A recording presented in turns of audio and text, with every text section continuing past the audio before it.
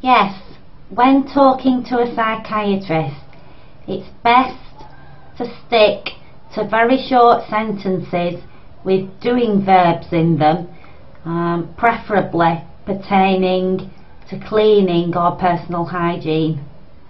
So things like, I had a bath and washed my hair this morning, doctor. That will really impress them. Or I hoovered up and polished. That will impress them. What won't impress them is humour and telling jokes and trying to have some sort of laugh with them, because they don't understand humour and jokes. They'll say you're mentally ill and have you sectioned. They don't understand philosophy. So never start a sentence with I've been thinking, doctor, because they don't understand the concept of thought. All this is in my Hearing Voices handbook, which is a handy guide not only to dealing with your voices but helping you to deal with psychiatrists. Yes, never tell them you've been thinking. You know, things like I've been thinking about the resurrection of Christ, or other philosophical arguments will have them reeling. They'll have you sectioned immediately and have you placed on antipsychotics. And never talk about religion or God. As I said, keep the sentences short and keep them to doing verbs pertaining to cleaning and personal hygiene.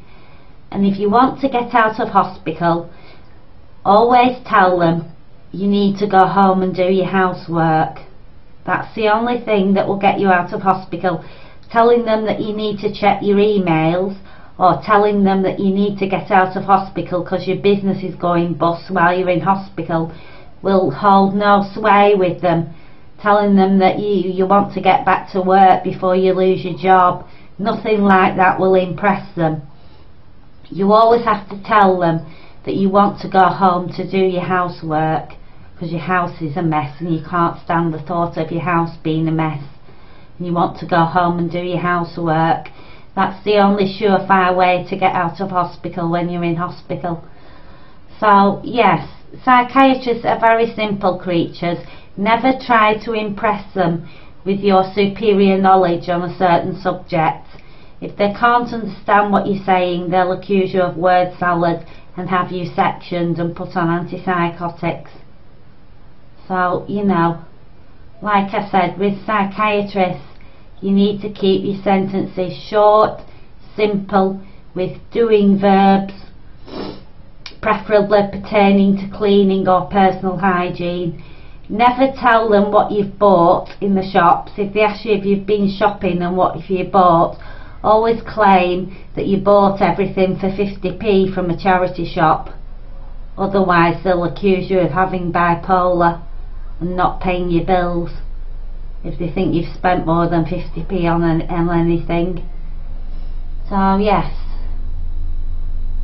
these tips and other advice can be found in the Hearing Voices handbook.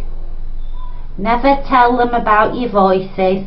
All they will say, they have no interest in helping you with them, or helping you cope with them, or helping you deal with them. All they will say, they'll look down the nose at you and say, you're delusional, you need antipsychotics, and then they will use whatever you've told them at your next tribunal to justify why they're holding you on a section. That's all they want to know, what's going on in your head for. So they have anecdotes to quote at your tribunals. So never tell them what's going on in your head. Anyway, bye for now. My hair's a mess, isn't it? Never go in front of your psychiatrist with your hair a mess. I once got my leave cancelled for a week because I hadn't brushed my hair before I went in front of the psychiatrist. So yes, you have to pay attention to your personal appearance and hygiene before you present yourself to a psychiatrist.